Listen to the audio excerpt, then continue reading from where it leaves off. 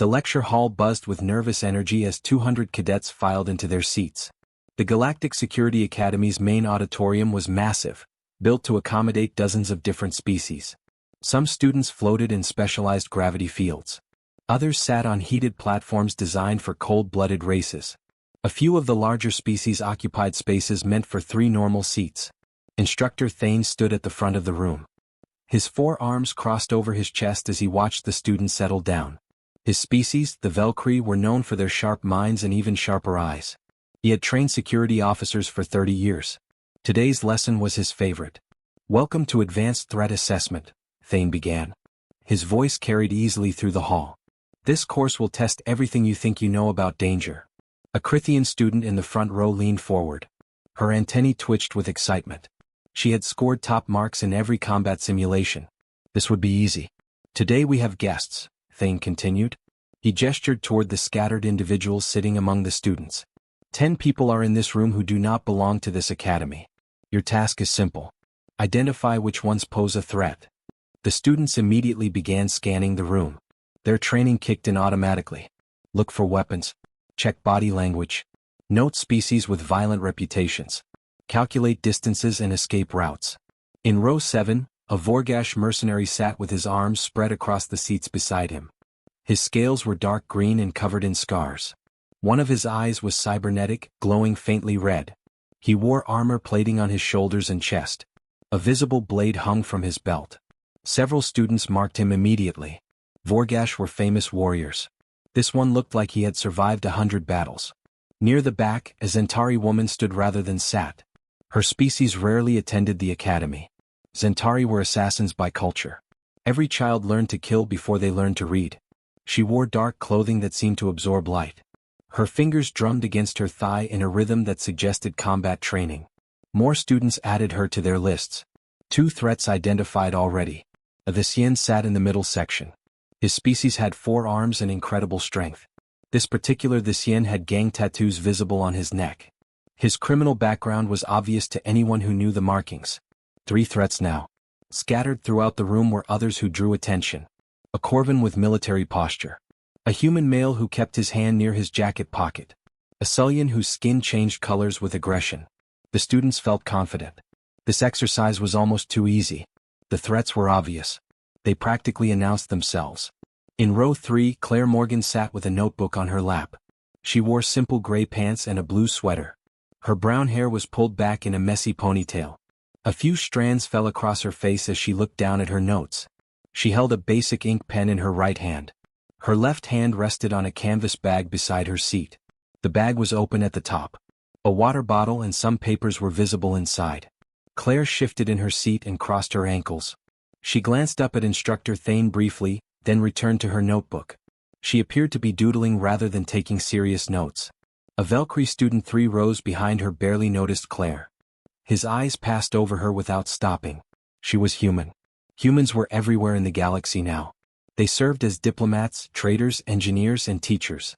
This one looked like an administrative assistant. Probably here to observe the class for some bureaucratic report. Claire tucked a strand of hair behind her ear. She smiled slightly at something she had drawn. The smile was gentle and distracted.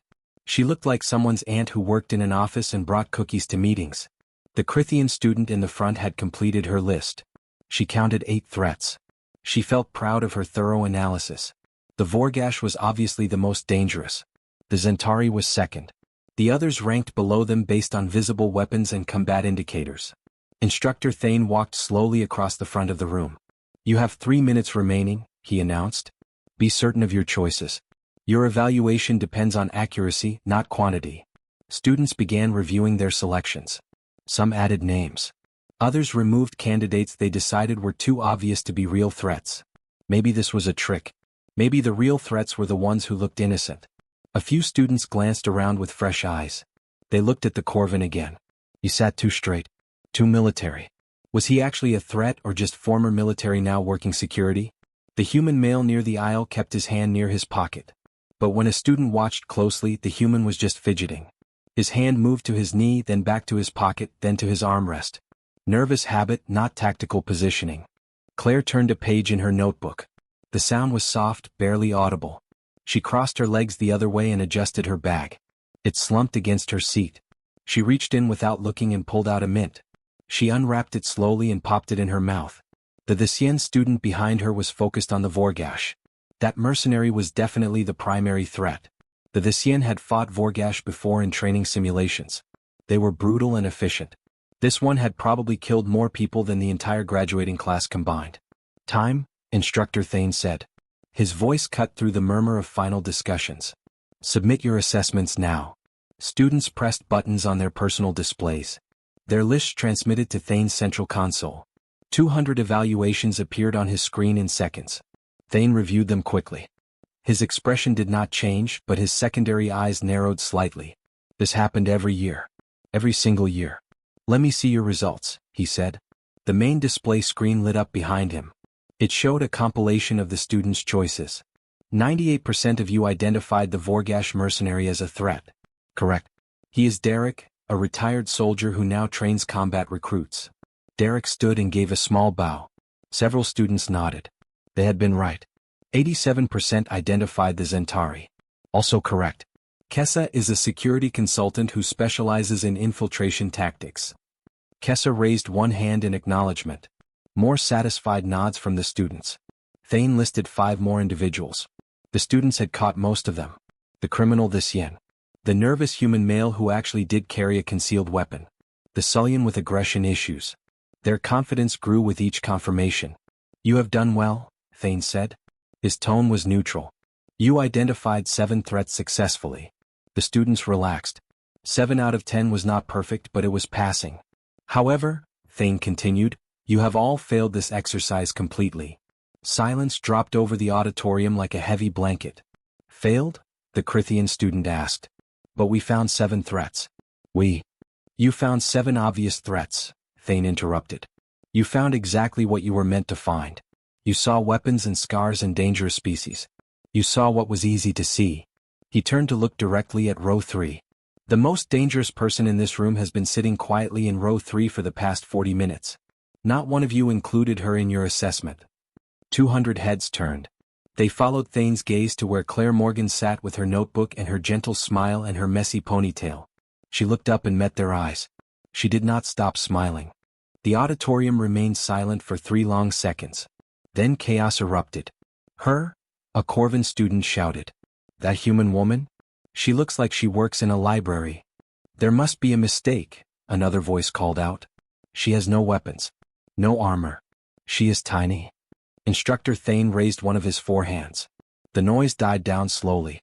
Students stared at Claire with confusion and disbelief written across their faces. Some of them looked angry as if Thane was making fun of them. Claire remained in her seat. She had not moved except to close her notebook. Her hands rested peacefully on top of it. The gentle smile had not left her face. She looked exactly as harmless as she had 5 minutes ago. This is Commander Claire Morgan, Thane said. Each word was clear and deliberate. She has completed 23 deep cover operations in hostile territory. She has extracted intelligence from criminal organizations that had never been penetrated before. She has walked into enemy compounds, gathered what she needed, and walked out without anyone knowing she had been there. The Crithian student in the front row shook her head. Her antennae drooped with doubt. That cannot be true. I studied threat recognition for 2 years. I can detect elevated heart rates from 20 meters away. Hers was completely normal. Like she was actually just sitting there. She was not just sitting there, Thane replied. But yes, her heart rate was normal. Humans have an unusual ability among species in the galaxy. They can control their biological responses through pure will. Claire's heart rate, her breathing, her skin temperature, even the chemicals her body releases, she suppressed all of them. A Sullian student raised his hand. My species can sense aggressive intent through pheromone changes. I sensed nothing from her. Exactly, Thane said. Because she released none. Humans evolved as both hunters and social creatures. They learned to hide their intentions from prey and from each other. Most species in the galaxy evolved past this skill thousands of years ago. We became civilized. We became honest. Humans kept their ability to deceive. Claire finally stood up. The movement was slow and casual. She picked up her bag and slung it over one shoulder. Several students flinched backward even though she was not near them. May I? She asked Thane. He gestured for her to join him at the front. Claire walked down the aisle between the seats. Her steps were light and quiet. She moved like someone going to get coffee, not like someone who could be dangerous. When she reached the front, she set her bag on the instructor's table. "I should probably explain what you did not see," she said. Her voice was soft but carried through the silent room. "Let me start with my position. Row 3. Why did I choose row 3? No one answered. "Anyone?" Claire asked. She looked genuinely curious, like a teacher hoping a student would participate. The Crithian student spoke up reluctantly. "Because it is in the middle? Not too far forward or back." "Partially correct," Claire said. "Row 3 gave me clear sight lines to every entrance and exit. It put me close enough to the front to act if needed but far enough back that people in front of me would not constantly turn around. Most importantly, it placed me behind the area where most of you were focusing." She pointed to row 7 where Derek the Vorgash sat. "You were all looking at the obvious threats. Your attention was directed toward the back and sides of the room. No one was watching the quiet human woman behind them." Thane pulled up an image on the main display screen. It showed a top-down view of the auditorium layout. "Notice Commander Morgan's position relative to the exits," he said. "She had 3 escape routes within 10 steps. She could reach the main door, the emergency exit, or the instructor's private entrance faster than anyone else in the room. But she had no weapons," a student protested. "We scanned for energy signatures. Nothing." Claire reached into her bag. She pulled out the water bottle. "This is reinforced polymer. The base unscrews and becomes a striking tool. The top has a sharp edge if you break it correctly." She set it down and retrieved her pen. Standard ink pen. "But the clip is metal and can be used to strike pressure points. The pen itself can puncture if driven with enough force." She pulled out her notebook. "The spiral binding is metal wire. Can be unwound in 5 seconds to create a flexible restraint or cutting tool." Next came a scarf. "Silk blend. Strong enough to choke or bind. Can also be used to blur security cameras if wrapped correctly." The items piled up on the table. Each one looked completely innocent. Together they formed an improvised arsenal. "You scanned for weapons," Claire said. "You looked for guns and blades and energy devices. You did not look for everyday objects that could become weapons in trained hands. Humans are very good at improvisation. We evolved by using rocks and sticks. We never forgot how to turn anything into a tool." A Valkyrie student spoke up. His voice was uncertain. "But your behavior. You looked relaxed. You were drawing in your notebook. How is that a threat?" Thane pulled up another image. This one was a photograph of Claire's notebook page. The doodles were actually detailed sketches. They showed the room layout from her perspective. Each person was marked with notes. Species type. Approximate height and weight. Position relative to exits. "While you were identifying obvious threats," Thane explained, "Commander Morgan was mapping every single person in this room. She noted your species, your physical capabilities, and your positions. She planned response scenarios for multiple situations." Claire nodded. "The Vorgash in row 7 is strong but relies on forward aggression. He has an old injury in his left leg. He favors it slightly when he shifts weight. The Zentari is fast but operates alone by cultural training. She would not coordinate with others effectively in a group response. The Visien with gang tattoos is powerful but his augmented arms have a 0.2-second delay when switching targets. I noticed when he adjusted his seat." The students looked at each other with growing unease. Claire had been watching all of them. Analyzing them. Planning how to counter them. All while looking like she was barely paying attention. "My species reads body language for threat assessment," a Thexlari student said. "Your posture indicated no aggression. No preparation for action." "Because I was not preparing," Claire said simply. "I was ready. There is a difference. Preparation means getting into position and tensing muscles and focusing energy. That shows. Being ready means you are always in position. Always aware. Always able to act.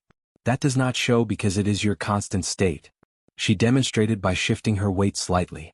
To most observers it looked like she was just standing more comfortably. "Now I can move in any direction at full speed. My balance is centered. My muscles are loose but engaged. I could strike, evade or sprint before most of you could react. But I look relaxed." Thane stepped forward again. "This is why you all failed. You searched for signs of threat using the indicators your species recognize. Aggressive posture. Visible weapons. Known dangerous species. Biological markers of stress and intent. Commander Morgan showed none of these because humans evolved a different strategy. They learned to look harmless while remaining lethal. Claire picked up her bag and returned the items to it one by one. In nature, the most successful predators are often the ones prey animals do not recognize as dangerous until it is too late. Humans still carry that trait. Instructor Thane touched a control panel on his desk. The main display screen flickered and changed. A new image appeared showing the auditorium from a security camera angle. The timestamp showed 45 minutes earlier when students had first entered the room. "Watch carefully," Thane said. "I will show you what you missed." The footage played at normal speed. Students filed into their seats. Claire entered from the side door carrying her bag and notebook. She paused just inside the doorway for perhaps 2 seconds.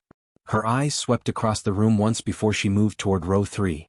"Stop," called out a student. She just looked around. Everyone did that when they entered. Thane rewound the footage and played it again in slow motion. "Watch her eyes. Not her head." Her head barely moved. But her eyes tracked every corner of this room. She identified all exits, all camera positions, and all occupied seats in those 2 seconds. The enhanced footage showed Claire's eye movements. They were rapid and methodical.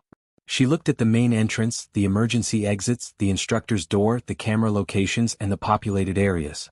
All in the time it took most students to find an empty seat. "My species has excellent vision," a Corvin student said. "I can track fast movement easily. I saw nothing unusual." "Because you were not looking for it," Thane replied. "You were looking for threats that move aggressively or display weapons. Commander Morgan moves like prey, not a predator. That is precisely why she is dangerous." The footage continued. Claire walked to row 3 and sat down. She placed her bag beside her seat and opened her notebook. A Valkyrie student sat 2 seats away. A human male sat in row 4 directly behind her. Neither paid attention to her. "Notice her path to the seat," Thane said. He drew lines on the screen showing Claire's route. She did not take the most direct path. She walked along the wall first, then cut across. This gave her a full view of the room from multiple angles. She saw who was already seated and where the empty spaces were. Claire sat down in the footage. She crossed her legs and began writing in her notebook. She looked completely absorbed in whatever she was doing. "Now watch this moment," Thane said. He zoomed in on Claire's face. The Vorgash mercenary Derek enters the room. On screen, Derek's massive form appeared in the doorway. His scarred face and armor made several students turn to look at him. Claire did not turn her head. Her eyes remained on her notebook. But her pen stopped moving for exactly half a second. She registered his presence without looking directly at him, Thane explained. "Humans have excellent peripheral vision evolved from hunting and tribal warfare." She saw him, assessed him, and filed the information away.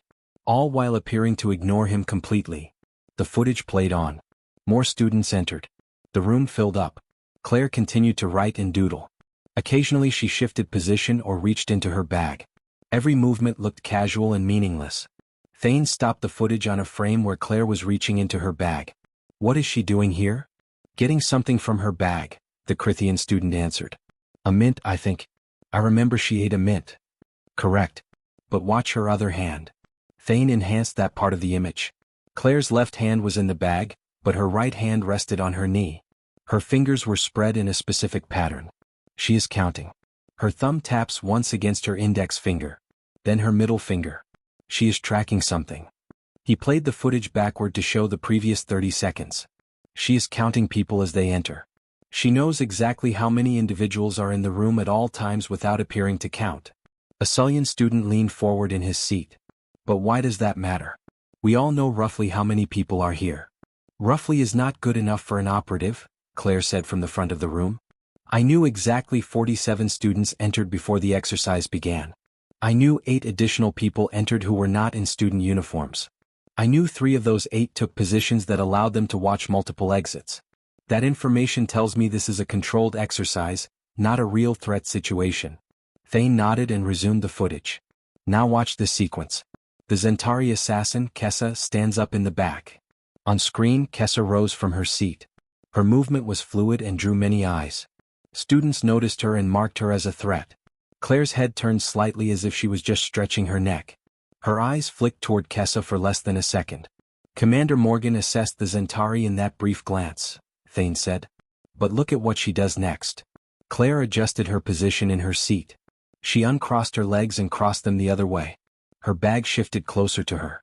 The water bottle's position changed so the base faced outward. She repositioned her improvised weapons, Thane explained. The water bottle is now easier to grab quickly. Her pen moved from the notebook binding to her lap where she can reach it in a fraction of a second.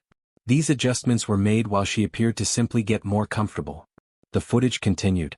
Thane showed moment after moment where Claire's innocent actions had tactical purpose. When she tucked hair behind her ear, she was actually checking her peripheral vision was clear. When she leaned back in her seat, she was testing the chair's stability in case she needed to push off quickly. When she yawned and stretched, she was loosening her shoulders and arms for potential action. Every species has tells, Claire said. Movements and behaviors that indicate intent. Most species cannot hide these tells because they evolved in societies where deception was not necessary or was not rewarded. Humans evolved differently. Thane pulled up a split screen showing thermal imaging alongside the regular footage. Most species show temperature changes when they prepare for action. Blood flow increases to muscles. Skin temperature rises. Watch the Vorgash when he sits down. Derek's thermal signature flared slightly in the video. His shoulders and arms showed increased heat as his body prepared for potential conflict even though he was just sitting. Now watch Commander Morgan. Claire's thermal signature remained completely stable. No spikes. No increases. Her body temperature stayed constant even though she was aware of every threat in the room and ready to respond to any of them. How is that possible? A student asked. Even advanced meditation training cannot suppress all biological responses. Humans can enter a state we call calm readiness, Claire explained. Our bodies do not need to flood with adrenaline and increase blood flow to be ready. We can maintain normal biological function while keeping our minds sharp and our reactions fast. It is a survival trait. Prey animals flee from predators whose biology gives them away. Humans learn not to give themselves away. Thane showed another clip. This one was from a different camera angle showing Claire's hands. Look at her fingers when she holds her pen. See how her grip shifts every few minutes. The students watched as Claire's finger positions changed subtly. Sometimes the pen was held for writing. Sometimes it was held with the point down like a weapon. Sometimes her thumb moved to a position that would allow her to drive the pen forward with maximum force. She was rehearsing, Thane said. Practicing the movements she might need without making it obvious. Her hands were training while her face showed nothing but calm attention. A Thexlari student stood up. His voice was frustrated. This seems impossible. How can anyone defend against someone who shows no warning signs? How can security work if threats are invisible? That, Thane said quietly, is exactly the point of this lesson. The galaxy has been at peace for 300 years. Most of you come from species that stopped fighting wars thousands of years ago. You evolved to be honest, to be cooperative, to show your intentions clearly because that made society function better. He gestured to Claire. Humans stopped major wars only 200 years ago. Before that, they fought each other constantly for millions of years. They evolved to survive other humans. That meant learning to hide, to deceive, to look harmless while being deadly. They have not lost those skills. Claire picked up her notebook and held it up. The page she had been drawing on was visible now. It showed detailed sketches of faces. Every threat plant in the room was drawn there with notes. But there were also sketches of regular students. Names she had guessed based on uniform markings. Species characteristics. Potential weaknesses. I was not doodling, she said simply. I was building a database of everyone here. If this had been a real threat situation, I would know who could help, who would panic, who would fight, and who would run. That information can save lives or end them depending on who has it. The room was completely silent now.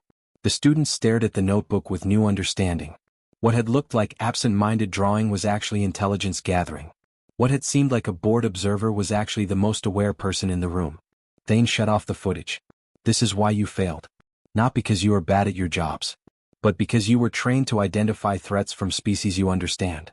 Commander Morgan comes from a species that most of the galaxy still does not fully understand. A species that looks soft and friendly but evolved in the harshest conditions. A species that learned to smile while planning your defeat. Instructor Thane moved to the center of the room. His 4 arms gestured to the students sitting in their seats. You have seen the footage. You understand now what Commander Morgan was doing while you ignored her. But understanding and experiencing are different things. He looked at Claire, who stood quietly near the instructor's table. I propose a demonstration. A simulation to show you exactly how dangerous a prepared human can be even when outnumbered. The Crithian student in the front row sat up straighter. What kind of simulation? A simple one, Thane replied. Commander Morgan will attempt to reach this podium and tag me. You will all attempt to stop her. The simulation will use non-lethal settings. No one will be truly hurt. But the computer will register hits and calculate incapacitation. Murmurs spread through the auditorium. 200 students against one human woman. The odds seemed impossible. Even if Claire was skilled, she could not possibly overcome that many trained security cadets. A Vorgash student laughed. This will be over in seconds. She cannot fight all of us. Perhaps, Thane said. But you are forgetting something important.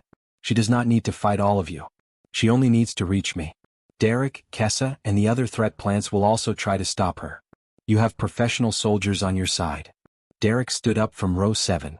His scarred face showed a predator's smile. I will be happy to assist. No offense to the commander, but I have 40 years of combat experience. Claire smiled back at him. The smile was friendly and showed no concern. None taken. Should we begin? Thane activated the simulation system. A light humming sound filled the room as sensors came online. Each person's personal display showed they were now connected to the training network. Hits would register as incapacitating strikes even though no real damage would occur. The rules are simple, Thane announced.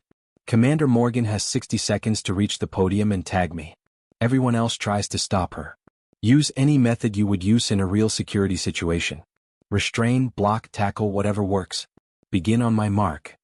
Claire walked back to row 3. She sat down in her original seat and placed her bag beside her. She looked exactly as she had at the start of the class. Relaxed, harmless. Her hands folded on her lap. The students positioned themselves. Some moved to block the aisles. Others prepared to rush her position. Derek moved to the center aisle with 3 other large species forming a wall of muscle. Kessa positioned herself near the side exit to cut off escape routes. This is foolish, a Sullian student muttered. She will be stopped before she takes 5 steps. Thane raised one hand. Ready? 3, 2, 1. Begin. Claire moved instantly. But not forward. She threw her notebook high into the air toward the ceiling. Every eye in the room tracked it automatically. The notebook spun end over end, papers fluttering out. For 1 second, every student watched the flying object instead of Claire. In that second, Claire was already moving. She did not run toward the front. She ran sideways along row 3 toward the wall. Students lunged for where she had been sitting, but she was already gone. The Valkyrie student 2 seats away grabbed empty air. Claire reached the wall and jumped. Her foot hit the armrest of an aisle seat. She pushed off and launched herself over the backs of row 2. She landed in the aisle between rows 1 and 2 before anyone could react. Block her, someone shouted. Derek charged forward down the center aisle. His massive body moved with surprising speed. But Claire was not in the center aisle anymore. She was along the side, sprinting toward the front at an angle Derek had not anticipated. A Corvin student stepped into her path. He was tall and strong with military training. Claire did not slow down. At the last second she dropped into a slide. Her momentum carried her under his reaching arms. She slid past him on the smooth floor and popped back to her feet immediately. 3 students converged on her from different directions. There was no way through. Claire grabbed a seat back and vaulted over an entire row of chairs. She landed among surprised students who scrambled to grab her. She twisted between them like water, too fast and fluid to catch. A Thexlari student with 4 arms managed to grab her jacket. He pulled hard, confident his strength would stop her. Claire shrugged out of the jacket in one smooth motion and kept running. The student fell backward holding empty fabric. 15 seconds, Thane announced calmly. Kessa the Zentari assassin appeared from the side. She was trained for this. Her hands moved in precise strikes designed to incapacitate. Claire saw her coming and did something unexpected. She smiled and said, "Excuse me, sorry," in an apologetic voice. The politeness made Kessa hesitate for a fraction of a second. Zentari culture valued honor in combat. Apologizing was not something enemies did. In that tiny pause, Claire ducked under Kessa's strike and continued forward. Derek realized Claire was using angles he had not protected. He changed direction to intercept, but she had already predicted this. When he moved right, she went left. When he tried to corner her, she used other students as obstacles. She never fought the large Vorgash directly. She just made sure someone else was always between them. Claire reached row 1. 10 students stood between her and the podium. They formed a line, arms linked, creating a physical barrier. There was no way through or around them without going through the line. 28 seconds, Thane said. Claire ran straight at the line. Students braced for impact. At the last possible moment, Claire dove forward. She slid on her stomach under their linked arms. Hands grabbed for her legs, but she kicked free. She slid all the way through and emerged on the other side. She was 5 meters from the podium now. Derek roared and charged from behind. Students rushed from both sides. There was no escape. Claire would be caught in seconds. Claire reached into her pocket as she ran. She pulled out the mint wrapper she had discarded earlier. She threw it at the nearest student's face. The crinkled wrapper was harmless, but the student flinched automatically. That flinch meant he stepped into the path of the student beside him. They collided and stumbled. 3 meters to the podium. Derek's heavy footsteps thundered behind her. His hand reached for her shoulder. Claire suddenly stopped running and dropped flat to the floor. Derek could not stop his momentum. He stumbled over her, his hand missing by centimeters. His own speed carried him past the podium entirely. Claire rolled forward and came up right in front of Instructor Thane. She reached up and tapped his chest with one finger. "Tag," she said quietly. The simulation system chimed. The display screen showed the time, 34 seconds. The auditorium fell silent except for heavy breathing from students who had been chasing her. 200 trained cadets had failed to stop one human woman in a room with nowhere to hide and no weapons. Claire was not even breathing hard. A light sweat showed on her forehead, but otherwise she looked like she had taken a casual jog. She picked up her jacket from where the Thexlari student had dropped it and brushed it off. Derek stood near the wall catching his breath. He shook his head slowly. "I have fought in 12 wars across 6 systems. That was... I have no words."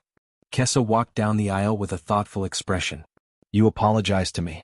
That was tactical. You used my cultural training against me. Made me hesitate." "Yes," Claire said. "I knew Zentari value honor. A polite enemy confuses the combat instinct. It bought me the half-second I needed." The Crithian student from the front row stood up. Her antennae drooped with dismay. "But how did you know where everyone would move? How did you predict all of our reactions?" Claire gestured to the room around them. "I watched you all during the first exercise. I saw how each species reacts to threats. Crithians track with their antennae first, then move their bodies. That creates a delay. Vorgash rely on forward momentum and strength. They expect resistance, so they charge through it. If you remove the resistance, they overshoot." She pointed to different students.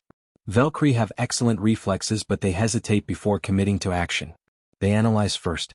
Corvin follow military training, which means they move in predictable patterns. Thexlari are strong, but their multiple arms make them overconfident in grabs. Every species has tendencies. I just used them." A Sullian student raised his hand slowly. "What about the notebook? Why throw it?" "Humans have a hunting instinct called prey drive," Claire explained. "We evolved to chase things that run. Most predator species have this. When something moves fast across our vision, we track it automatically. I threw the notebook to trigger that instinct. While you watched it, I moved." Thane stepped down from the podium area. "This is the lesson I needed you to learn. Commander Morgan did not win through superior strength or speed or technology. She won by understanding behavior. She predicted how you would respond and used those predictions to stay ahead of you." He looked at the exhausted students. "Most species in the galaxy evolved past the need for this kind of tactical thinking. Wars ended. Peace began. Civilizations advanced. But humans are still close to their survival origins. They remember how to think like prey and predators at the same time. That makes them uniquely dangerous." Claire pulled her hair back into its ponytail. The messy strands fell around her face again. She looked once more like a harmless administrator. "The scariest part is that this was easy mode. You all knew I was the threat. You were watching for me. Imagine if you had not known. Imagine if I actually wanted to harm instead of just demonstrate." The students looked at each other with new understanding. In a real situation, they would never have seen Claire coming. She would have been invisible right up until the moment she acted. And by then it would have been too late. Derek walked to the front and extended his hand to Claire. She shook it. "I have new respect for human operatives," he said. "And new concerns about ever facing one as an enemy." Claire's smile was gentle and warm. "That is why we prefer to be allies," she said softly. The students slowly returned to their seats. The simulation had ended, but the shock had not worn off. They moved quietly, processing what they had just witnessed. Claire Morgan stood at the front beside Instructor Thane, looking exactly as harmless as she had when the class began. Thane waited until everyone was seated. "Before we continue, does anyone have questions?" Hands rose throughout the auditorium. Thane pointed to a Valkyrie student in the middle section. Commander Morgan, the student began carefully, you said this was easy mode. What would hard mode look like? Claire considered the question. In a real situation I would not announce myself. I would not demonstrate. I would simply act and leave before anyone understood what happened. The simulation gave you advantages. You knew who I was. You knew what I was trying to do. You were watching for me. Real threats do not give those advantages. A Crithian student raised her hand. But why do humans still have these skills? Your species has been part of the Galactic Alliance for 60 years. You have peace now. Why not evolve past this like the rest of us did? 60 years is nothing in evolutionary terms, Claire replied. My species fought wars among ourselves for thousands of years. We only stopped recently. The instincts and skills we develop do not disappear in 2 or 3 generations. We still carry them. Thane stepped forward. And that brings us to the real lesson of today. The lesson that goes beyond threat assessment and tactical analysis. He looked across the faces of his students. The galaxy has enjoyed relative peace for 3 centuries. Most of your species stopped major conflicts long before that. Some of you have not fought wars in 10,000 years. You evolved to be cooperative, honest, and peaceful. These are good traits. He paused, letting the words settle. But they also make you vulnerable. A Sullian student frowned. Vulnerable to what? The major criminal syndicates are broken. Piracy is at the lowest levels in recorded history. The border conflicts are resolved. We have peace. You have peace because others remember how to fight, Thane said quietly. There are still threats in the galaxy. Pirates who hide in dead zones. Criminal organizations that prey on colonies. Extremist groups that reject the Alliance. Rogue elements from species that have not joined the peace. These threats exist. They are small compared to the old wars, but they are real. Claire picked up her bag from the instructor's table. When a pirate crew attacks a merchant vessel, who do they send to negotiate? Often a human. When a criminal organization needs to be infiltrated, who volunteers? Usually a human. When a hostage situation develops and negotiators fail, who goes in? Almost always human operatives. She pulled out her simple items again. The water bottle. The pen. The scarf. We are valuable to the Alliance because we remember what you have forgotten. We remember how to deceive. How to fight. How to think like predators and prey at the same time. You evolved past needing these skills. We have not. A Corvin student stood up. His voice was troubled. Are you saying humans are more violent than other species? That you are dangerous to the Alliance? No, Claire said firmly. I am saying we understand violence better than most species. That is different from being violent. A doctor understands disease but does not spread disease. We understand tactics and deception in combat because we had to survive them for so long. That knowledge makes us useful, not dangerous. Thane pulled up a new image on the display screen. It showed statistics from the past 50 years. Security operations. Hostage rescues. Intelligence gathering missions. Criminal investigations. In almost every category, humans were overrepresented compared to their population percentage in the Alliance. Humans make up 3% of the Alliance population, Thane explained. But they account for 47% of deep cover operatives, 62% of hostage rescue specialists, 58% of criminal infiltration agents. What? Because they are still good at the things that peaceful species have forgotten how to do. Derek the Vorgash mercenary spoke from his seat in row 7. My species are warriors. We have strong combat traditions. But even we do not think like humans. When I fought in wars, it was honorable combat. Face to face. Strength against strength. Humans fight differently. They use tricks and plans and they make you defeat yourself. It is effective but very different from what we consider warfare. Kessa the Zentari nodded. My people are assassins by culture. We train from childhood in combat arts. But we follow rules and codes. Humans have no such restrictions in their thinking. They will use any method that works. They do not care if it is honorable or traditional. Only if it succeeds. A Thexlari student raised 2 of his 4 hands. This sounds like humans are mercenaries. Fighting for the Alliance but not really part of it. Claire's expression became serious. That is not true at all. Humans are completely committed to the Alliance. We joined because we wanted peace just as much as any species. We were tired of fighting each other. We wanted to be part of something bigger. But we also recognized that our skills could help protect that peace. She walked down the aisle between the seats. Students watched her move with new awareness. Every step seemed purposeful now even though she was just walking. Think of it this way. Your civilization has a beautiful garden. Flowers and trees and peaceful paths. You tend the garden carefully. You water it and nurture it. You have forgotten that outside the garden, there are still thorns and predators. We are the ones who remember. We watch the edges of the garden. We deal with the thorns so you do not have to. Thane added, the Alliance does not ask most species to maintain large military forces anymore. Wars are over. But security is still needed.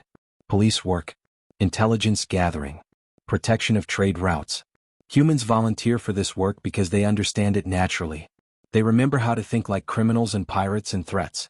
That makes them excellent guardians. A young Crithian student spoke up. Her voice was small. But does that not make you sad? Everyone else evolved to be peaceful and you are still stuck being warriors. Claire stopped walking. She turned to face the young student directly. Her expression was kind.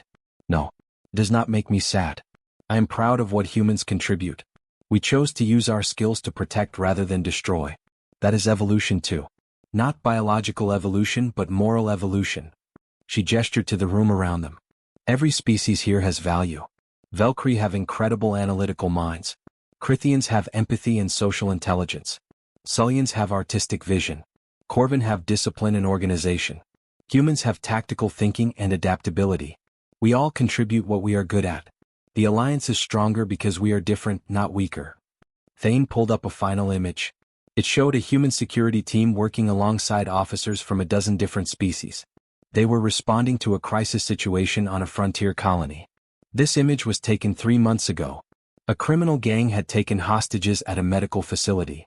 The crisis lasted 8 hours. No hostages died. The criminals were captured alive. The operation was led by a human commander with a mixed species team. He zoomed in on the human commander's face. It was a young woman, maybe 30 years old. She was giving orders while tending to an injured hostage. Her expression was calm and focused. That commander is one of Commander Morgan's former students. She used everything Claire taught her. Deception. Misdirection. Understanding behavior. She talked the criminals into surrendering by making them think they had won. No shots fired. No casualties. Claire smiled slightly. That is what human skills look like when used correctly. Not violence. Not aggression. Just understanding of tactics applied to save lives instead of take them. A long silence filled the auditorium. Students absorbed the lesson. Finally, the Velcri student who had grabbed at empty air during the simulation raised his hand. So humans are like guardians? You protect the peace that others built. We protect the peace that we all built together, Claire corrected gently. Humans wanted peace as much as anyone. We just happen to be good at defending it because we remember what came before. Thane walked to the front of the room. This is why today's lesson was so important. You will all become security officers serving throughout the Alliance. You will protect stations and colonies and trade routes. You will investigate crimes and respond to threats. And you will work alongside humans who think differently than you do. He looked at each section of students. When you see a human operative who looks harmless, remember today. Remember that appearance means nothing. Remember that humans carry skills and instincts that most species abandoned long ago. Do not underestimate them. But also do not fear them. They are your allies. They are your partners. They remember the darkness so you do not have to. Claire gathered her belongings. She put the water bottle and pen and scarf back in her simple canvas bag. She pulled on her jacket and fixed her messy ponytail. Within seconds she looked again like someone's aunt who worked in an office. One final thought, she said as she prepared to leave. The galaxy is safer now than it has ever been. That is worth celebrating. But safety requires vigilance. Someone has to remember that threats still exist. Someone has to know how to counter them. Humans volunteer for that responsibility. Not because we are violent or primitive, but because we understand that peace is precious and worth protecting. She walked toward the exit. As she passed row 3 where she had originally sat, she paused. Oh, and one more thing. You all gave me too much space when I walked past just now. You moved away without realizing it. That reaction will tell a real threat that you are afraid. Stay calm. Stay natural. The best defense is making threats think you are not vulnerable. Several students looked embarrassed. They had indeed moved back slightly when Claire walked by. Claire smiled her gentle smile. Do not worry. It is a natural response. But now you know to watch for it. That awareness will make you better officers. She left through the main door. The students watched her go. The harmless-looking human woman who had defeated 200 trained cadets in 34 seconds. The guardian who remembered what peaceful species had forgotten. Thane let the silence last a moment longer. Then he spoke. Class dismissed. Think about what you learned today. Not just about threat assessment, but about the value of differences. About how skills that seem primitive can protect advanced civilizations. About how the most dangerous person in the room often looks the most harmless. The students filed out slowly. They talked quietly among themselves. The lesson had changed how they viewed humans. How they viewed threats. How they viewed peace itself. In row 3, a notebook lay forgotten on a seat. Someone had left it behind in the chaos of the simulation. A Crithian student picked it up to turn it into lost items. She glanced at the pages and froze. The sketches were incredibly detailed. Not just the threat plants but every student. Names guessed correctly. Species noted. Strengths and weaknesses analyzed. The student closed the notebook quickly, a chill running through her. Claire had assessed everyone. Not just the obvious threats. Everyone. Even in a safe classroom. Even among allies. The student understood now. That was what it meant to be human. Always aware. Always ready. Always remembering that peace was not the natural state of the universe, just a precious achievement that required constant protection. She took the notebook to the instructor's desk and left it there. She did not mention what she had seen inside. Some knowledge was better kept quiet.